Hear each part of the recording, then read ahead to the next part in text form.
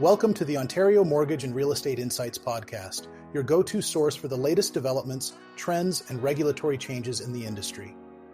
I'm your host, Steve Hamoan, here to provide you with insights sourced from reputable news outlets to help you stay informed and make well-informed decisions. This podcast is brought to you by Real Approved Inc., a trusted mortgage brokerage dedicated to helping Canadians achieve their homeownership dreams. Visit realapproved.ca to learn more about how our experienced team can assist you with your mortgage needs. Let's dive into today's episode. Today, we're discussing a concerning trend in the Ontario job market. The unemployment rate has climbed to 7.9% in May, which is nearly a full point above the national average. This is a level we haven't seen outside of major recessions, according to a new report from BMO. It sounds quite alarming, doesn't it, Janine? Yes, Steve. It's definitely worrying. The report highlights that Ontario's unemployment rate hasn't reached these levels except during the pandemic and the global financial crisis. It seems like there's an excess supply of labor that's driving this surge.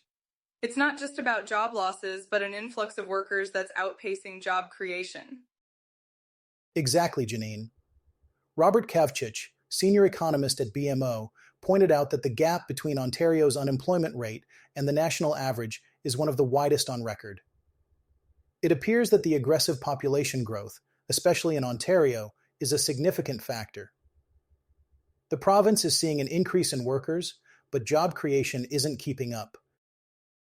It's interesting how the report mentions that Ontario isn't necessarily losing jobs, but is attracting more workers, particularly through immigration. The province is a major hub for international students and temporary foreign workers. These groups add to the labor surplus, which is something to consider when discussing potential solutions. Right, and it seems like the situation could get even more challenging. BMO notes that while job growth has been steady, it's now slowing down significantly. In May, job growth was just 0.7% annually, which is a third of the labor force's growth rate. This indicates that the existing job market might struggle to absorb the growing labor force. And with the potential impact of the trade war, as Kavchich warns, there could be a shift from a labor surplus issue to one of stalled employment growth. This dual challenge might require more strategic interventions to stabilize the job market and ensure that people coming into Ontario can find meaningful employment. Absolutely, Janine. It's a complex issue that will need careful management. We'll continue to follow this story closely and keep our listeners updated on any developments. For now, it's crucial for anyone involved in the Ontario real estate and mortgage sectors to stay informed and prepare for any potential impacts on their businesses and investments. Today, we're delving into a fascinating trend in the Greater Toronto Area's real estate market, where a significant shift is occurring. According to a new analysis by Wahi, a Canadian real estate platform, a whopping 87% of neighborhoods in the GTA experienced homes selling below the asking price in May. This represents a substantial increase from the same period last year, when only 60% of neighborhoods were in what is being termed as underbidding territory. That's quite a change, Steve, and it seems to indicate a more cautious approach from buyers. In contrast, only 13% of neighborhoods managed to surpass the listing prices, a sharp decline from the previous year when 36% of areas saw overbidding. It appears that the dynamics in the market are shifting significantly. Absolutely, Janine. This trend is even more pronounced in the condo market, where 98% of neighborhoods saw bids below the asking price, an increase from April 2024. It suggests that buyers are becoming more strategic, perhaps due to economic uncertainties. Yes, and Benji Kachin, the president and CEO of RPS Wahi, mentioned that this spring's market is unusual. Typically, spring is a busy season for real estate, but the trade war's economic uncertainty seems to be affecting buyer confidence. Despite this, there's still a record number of people shopping for homes, though they're more tentative in their offers.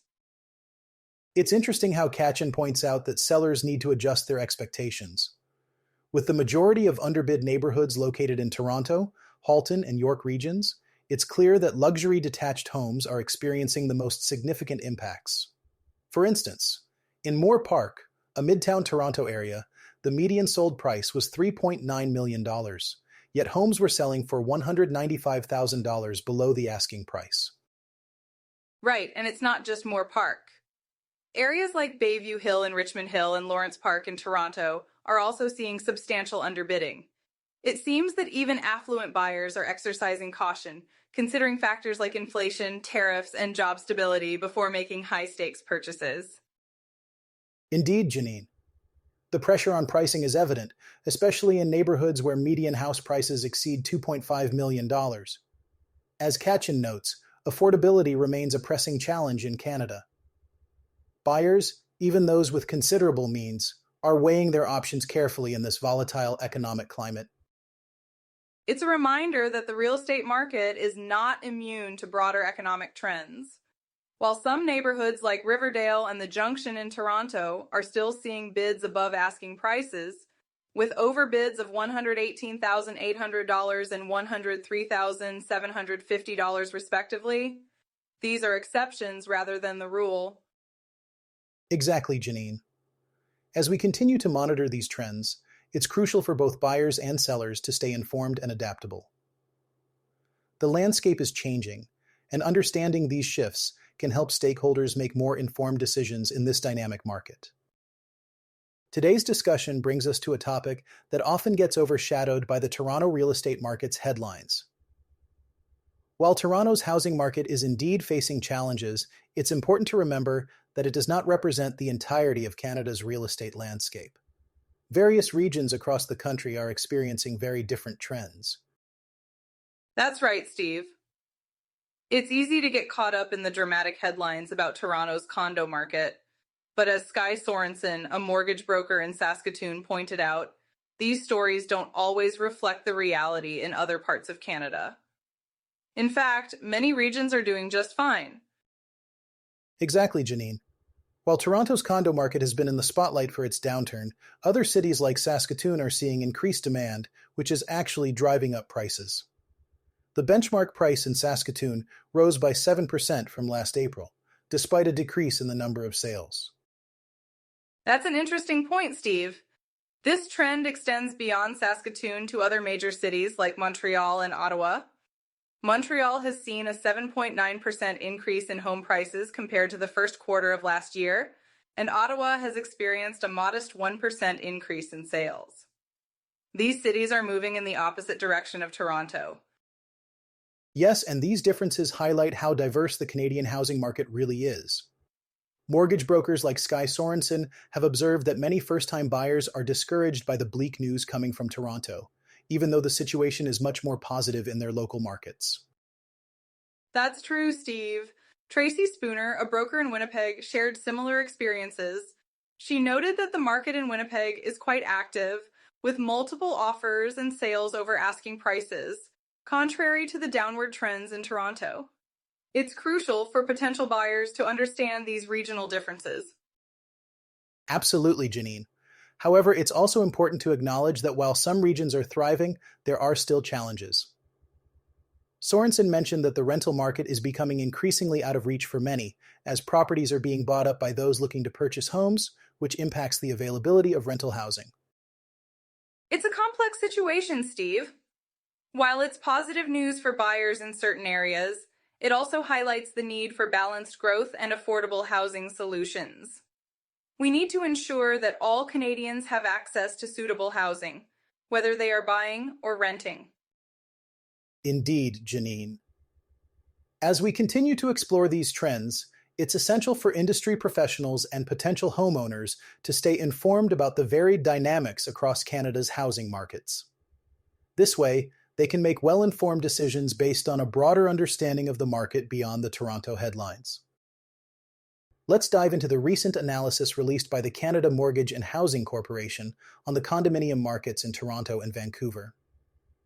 The report indicates a significant drop in condominium apartment sales between 2022 and 2025, with Toronto witnessing a 75% decline and Vancouver seeing a 37% decrease. This is quite a substantial shift. It certainly is, Steve. The decline in sales is accompanied by a substantial increase in inventory, which has more than doubled in both cities. This has resulted in falling sale prices and asking rents, providing some relief for buyers and renters in these high-cost markets. That's right, Janine. However, while the increased inventory might seem like a positive development for affordability, it also poses challenges. The pressure on prices has led to a significant increase in the number of canceled condo projects. Between 2022 and 2024, the number of canceled units in Toronto and Vancouver increased 5 and 10-fold, respectively. This could impact the long-term efforts to boost housing supply. It's a concerning situation, Steve.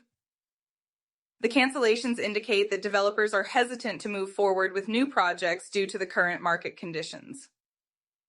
This hesitation could exacerbate the existing housing shortage and hinder future supply growth, which is crucial for addressing the housing crisis.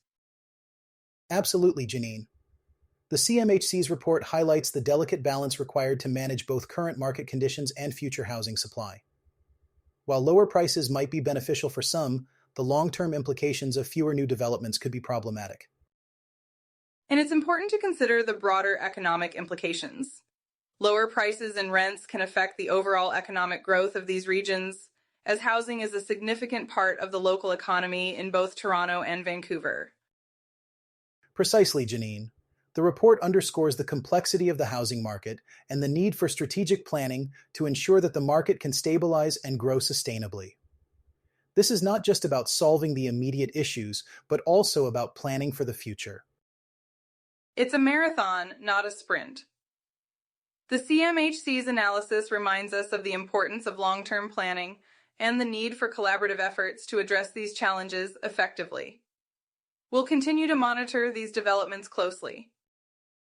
Janine, let's dive into the recent data coming out of Brock, Ontario, where home prices have surged by an impressive 26.2% in May 2025, reaching an average of $839,694. This is a significant increase from April, where prices were down substantially. What do you make of this sharp rise? It's certainly a significant jump, Steve. It seems like Brock is experiencing a strong rebound in its housing market. The increase is not just a month-over-month phenomenon, but also a year-over-year rise of 10.9%. This indicates a robust demand that could be driven by various factors, such as an influx of buyers who see value in the area. Absolutely, Janine. One of the key metrics here is the number of active listings, which rose by 58.2% compared to last year. This suggests that while there is increased demand, more sellers are entering the market, possibly due to the attractive pricing environment. Yes, and it's interesting to note that there were 18 home sales in May, which is a 50% increase compared to the same time last year. The homes are selling after an average of 22 days on the market. This indicates a relatively brisk market pace, suggesting that buyers are eager and motivated. The data also show that detached houses in Brock have seen a substantial increase in value, with the average price rising by $174,461 from April. This kind of surge in detached home prices could be reflective of a broader trend where buyers are prioritizing space, possibly due to lifestyle changes post-pandemic. That's a great point, Steve. The lifestyle shift toward more space could indeed be a driving factor. Additionally, it's worth considering that Brock offers a more affordable alternative to the Greater Toronto Area, potentially attracting those priced out of the GTA market. Exactly, Janine. The comparison to the Greater Toronto Area is crucial here. As prices in the Greater Toronto Area continue to challenge affordability, regions like Brock become increasingly attractive, offering both space and value. However, with the rising prices, it's important for potential buyers to weigh their options carefully. Absolutely, Steve. While the rising prices are a positive sign for the market's health, they also pose challenges for affordability. It's essential for buyers to consider their long-term financial plans and ensure that their investments align with their goals. Brock's market seems promising, but it's important to approach it with a balanced perspective.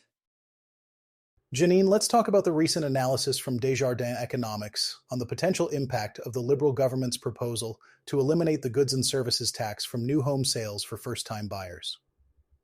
It's estimated that this could save buyers up to $240 on their monthly mortgage payments if they're purchasing a new home priced at $1 million. What do you think this means for first-time buyers? Well, Steve, this could be a game changer for many first-time home buyers, especially in high-cost markets like Toronto and Vancouver. The analysis suggests that removing the goods and services tax from new builds could significantly reduce upfront costs, making it easier for buyers to enter the market. It's heartening to see measures that could help people achieve their home ownership dreams. Absolutely, Janine. The analysis by Desjardins highlights that nearly 85% of new builds in Canada could qualify for up to $50,000 in goods and services tax relief. This is a substantial incentive that could drive more first-time buyers into the market, potentially boosting demand for new builds. Yes, and it's particularly interesting that the report emphasizes the strong impact on more expensive markets. In places like Toronto, roughly 92% of new builds are expected to qualify for full or partial tax relief. However, it also notes that in Vancouver, only 75% would qualify, as many properties exceed the qualifying price range. This shows the complexity of implementing such policies across different regions. You're right, Janine. The regional differences are notable, and the report suggests that indexing the price of qualifying homes to inflation could help maintain affordability in the long run. However, there's also a concern that increased demand could lead to higher prices if supply doesn't keep pace. The construction industry is already facing challenges like high costs and regulatory delays. That's a valid point, Steve. The report warns that developers might increase their costs in response to the anticipated buying power boost, potentially undermining affordability gains. It's crucial that any policy encouraging demand is paired with efforts to enhance supply to avoid price hikes. Exactly, Janine. The potential for a construction boom is there, but it's contingent on overcoming obstacles like financing and workforce issues.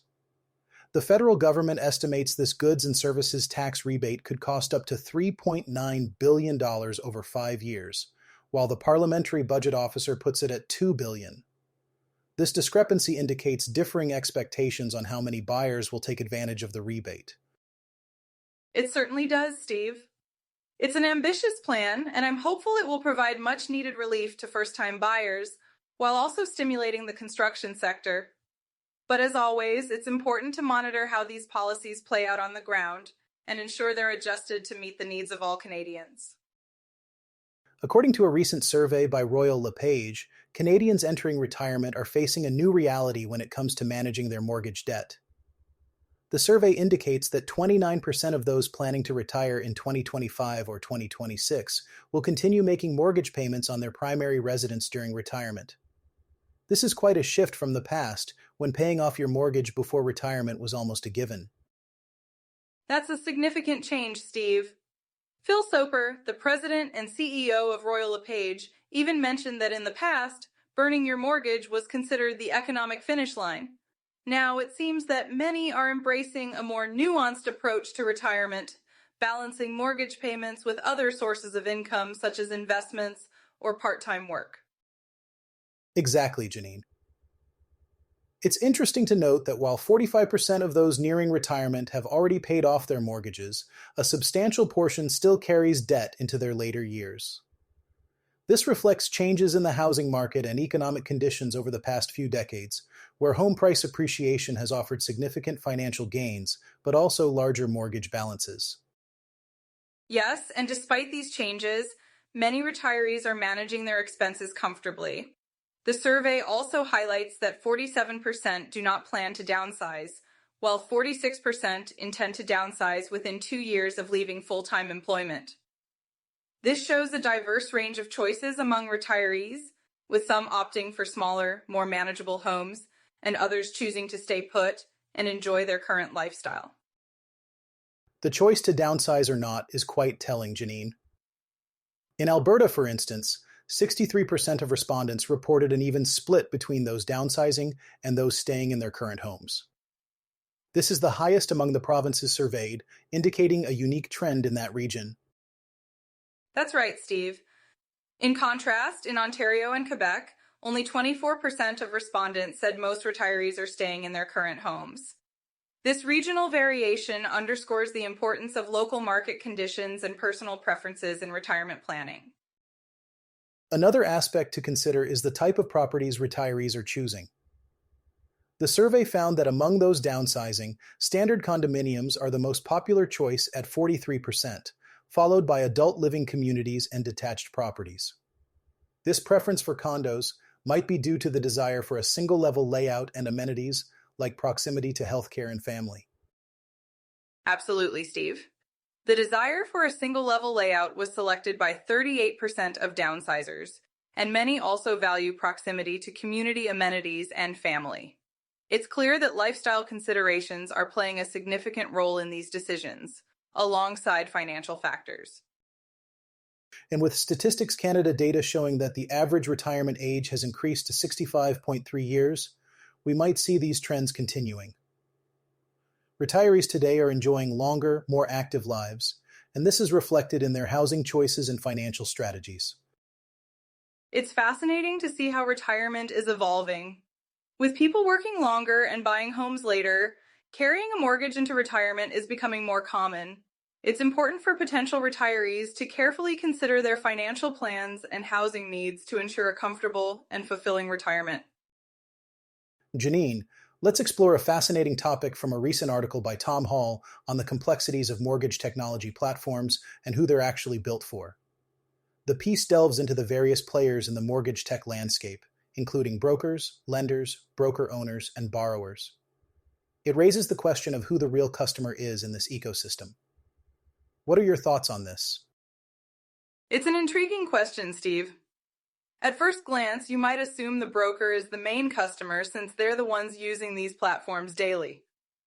But as Tom Hall points out, it's more complex than that.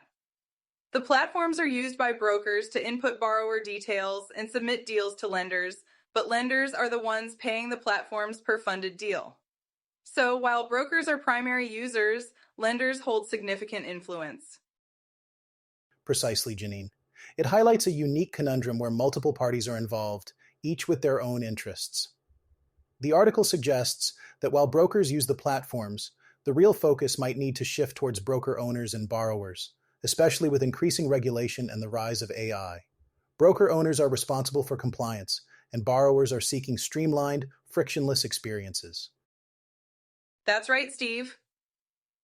With the regulatory landscape becoming more demanding, broker owners are likely to prioritize platforms that help with compliance and standardization. At the same time, borrowers, who are becoming more tech-savvy, expect swift and seamless processes. If platforms don't meet these needs, borrowers might look elsewhere, which could impact brokers' success. Exactly, Janine. The article makes a compelling case that mortgage tech platforms should increasingly focus on broker owners and borrowers. This does not mean neglecting brokers and lenders, but rather recognizing where the greatest return on investment might lie. As the industry evolves, platforms that can adeptly balance these interests are likely to thrive. And for brokers, understanding the dynamics of these platforms is crucial. As Tom Hall suggests, aligning with technology that complements one's business strategy, whether it's operational efficiency or enhancing the borrower experience, is key. It's about leveraging the right tools to create value for clients while staying compliant and competitive. Absolutely, Janine. The mortgage tech landscape is evolving rapidly, and brokers need to be proactive in choosing platforms that align with their unique business needs. By doing so, they can ensure they're providing the best service to their clients while also navigating the changing regulatory environment effectively. Indeed, Steve. It's a dynamic field, and staying informed about these developments is essential for success in the mortgage industry. As technology continues to advance, the ability to adapt and make informed decisions will be more important than ever. Thanks for tuning in to another episode of the Ontario Mortgage and Real Estate Insights podcast.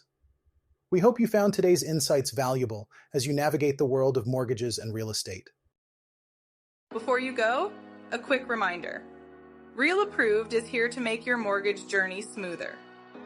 Whether you're buying your first home or refinancing, their experienced team is ready to guide you with personalized support every step of the way.